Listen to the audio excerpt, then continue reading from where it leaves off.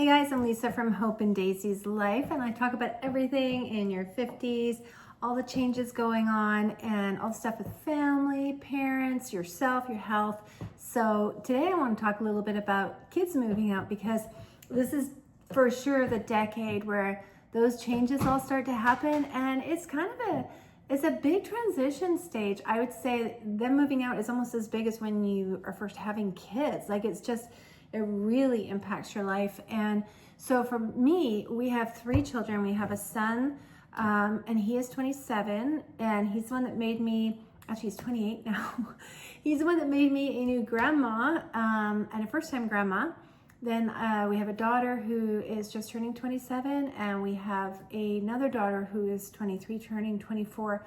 She is the only one still here. But as those 2 were moving out, and they moved out separately, but especially my daughter, my son, he seemed like he was ready to move out, and I was kind of like, okay, it's okay, it's time for you to fly ahead. It's a serious girlfriend he was moving out with, and he just, I don't know, his career was going, he was ready.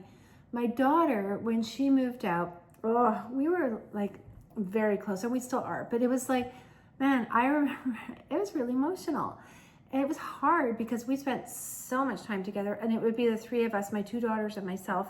We were always getting together and talking about stuff or whatever. And through the years, my relationship with them really changed from mom to friend. And so when she first moved out, it was like a piece of me left. And we were still in our family home then. We've since downsized. But, you know, it was really hard for the first year. I would walk by her room, and it was like the echoes of memories, right, of just her being there. I remember going to the dentist, and they were asking me just about my life, and I was telling them, and I started to cry. I was getting my teeth cleaned, and I started to cry because it was so fresh and so real and raw. But, you know, it's been kind of interesting since, though, because it took us both a few months to kind of adjust. And just so you know, she only moved a few blocks away, but it was just still like she would come home a lot in the beginning, which was good. But as time has gone on, our relationship evolved even more, and we moved from being friends into best friends, and that I did not actually see coming. The time we spend together now is chosen time, and so we both started golfing together about 4 years ago. It was right after she moved out, actually. It became our touch point, and so we golf twice a week together, and we do other things together as well. Like, she's moving from one apartment to another right now, and I'm her person. I'm the person that she relies on for everything, and it's definitely made things kind of like sweeter in a way.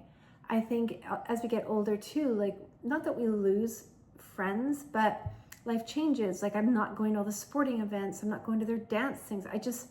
I'm not in touch with as many people. I work from home, so I'm not out there meeting lots of people. So I think your family does become more important to you again as you get older. And I've just been embracing that a bit more. And yeah, it's been a fun week though.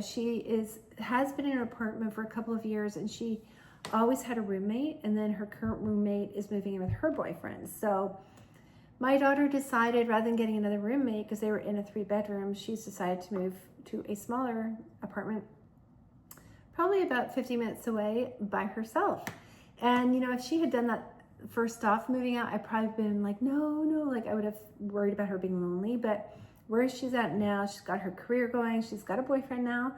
And I feel like the time is right for her to live on her own. I'm kind of proud of her, because I never did that. I actually moved out of my family home and got married. I turned 21 on my honeymoon. Can you believe that? I can't believe I did that now. Like, we're lucky we made it through in some ways, because that was very young. I changed a lot in those years. But yeah, so she's just kind of on her way, and it's been fun moving her across. She's got the moving company coming on Saturday, but we've been trying to, you know how you grab like everything? We're trying to grab like all the other stuff and take it over, so that it's a bit cheaper, because the moving company is going to charge per hour. But last night we took, I don't know, we've probably taken, honestly, like 6 loads already. I don't know how one person has that much stuff, but she does. And then last night we just sat on her balcony. The sun was going down, and she had like a rosé wine, and we just sat and chatted like besties and laughed and stuff. And then I went home, and I was like, I live 15 minutes away from her now, and it's just special, you know? So I guess I just wanted to say, don't be afraid of them moving out. And for many of us, it actually can make a relationship even closer. So yeah, and things are changing. I have a granddaughter who is 8 months, and I was a little bit worried because I go out every week to hang out with her, and I love her. But I was a little bit worried because mom is a nurse, dad is a police officer, and I was a bit worried because I know that she's getting ready to go back to work to some capacity in November, and I wasn't really sure how it was going to work. They were going to try to do overlaps, but like their overlaps are insane. They're gone from each other for like 14 to 15 hours because they work like 12, 13-hour days. So they just found out that they got into the local daycare. So I'm really happy about that because I want to help, but I didn't know, like, I don't think I'm at the place where I can just take a baby, or I guess you say months, like instead of them. I'm just not quite there right now. So super happy they got into a daycare, and like I want to help. I want to go to the daycare and pick her up. I want to do all the fun things with her. But yeah, when I first found out I was going to be a grandma, I think I was a little bit shocked because it was kind of like, oh, that's moving me into that next stage of life. Like I'm getting older, and I think in my 50s, I've just kind of been pretending I'm still in my late 40s, but I'm turning 59 this birthday, and I've been thinking about that a lot because 59 is 1 year away from 60, and I'm like, wow, like how did I get so close to 60 and not even notice? But you know, my 50s has been full of a lot of changes, and if you've seen some of my other videos, I've talked a little bit about in our 50s, we lost all our parents, the kids were graduating high school, breaking up with their boyfriends and girlfriends. There was just a lot of stuff. There was still a lot of sports going on. All our kids played hockey, and just there was a lot of busyness going on. So I'm really enjoying the time now, though. Someone else was talking about it, like it's just time to just slow things down a bit and really, really live these years. And I think I used to be a bit more like that when I was in my like 20s.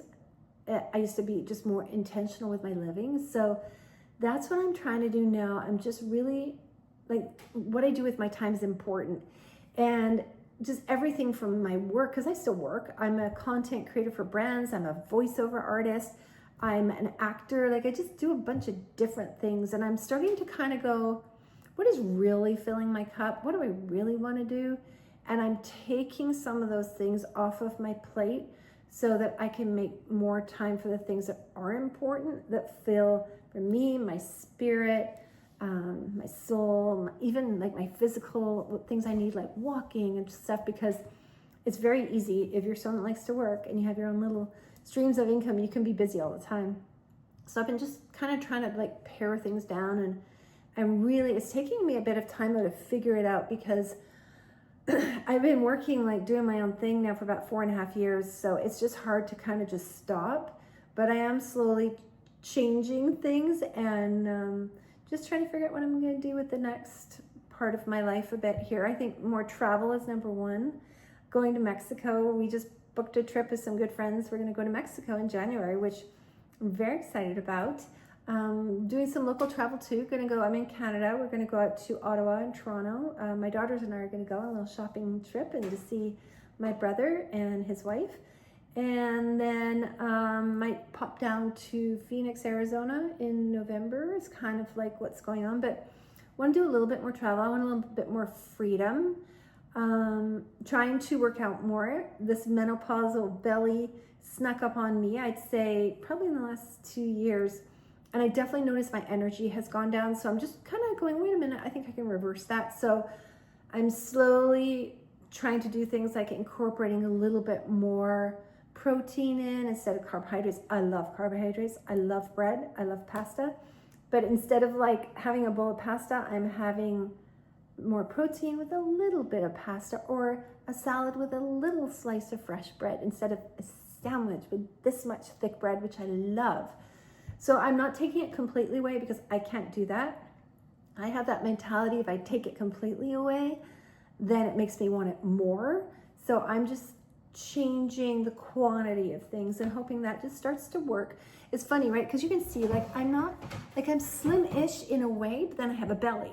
And that's totally 100% a menopause belly. It drives me crazy. But it's also just me, I think, just what I've been putting in my body. So I'm trying to be more careful of that. Spiritually, I haven't quite figured out what I'm doing. Like, I do read my own Bible and I do pray and talk to God, but I think he's telling me I should go back to a women's Bible study, just a general one. I'm not sure where I'm going yet, but I think that's what I'm going to do this fall. I've been kind of thinking about that because I need to fill that cup. You know how like you have all these things and they need to be all even so that you feel balanced and stuff like that. That's what I meant when I'm talking about this. I'm just trying to balance all those things, and just take out the things that make me feel really agitated, because there are things. For one of them is, this acting stuff. It is annoying and it's hard auditioning all the time. And I think, I have done some acting stuff, and I actually do a lot of voiceover acting.